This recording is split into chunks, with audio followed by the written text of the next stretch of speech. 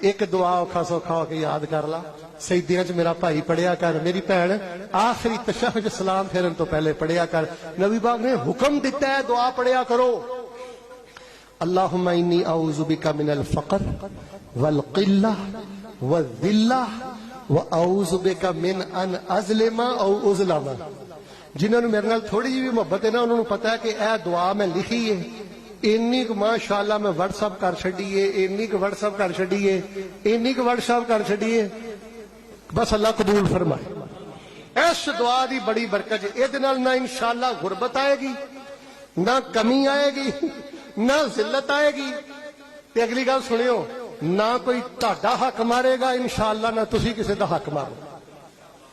ناتے توتے صاف ستھرے، مزین بزینت الایمان، ایمان دے رنگ چ رنگے انشاءاللہ اپنے رب نہ ملاقات کرو گے۔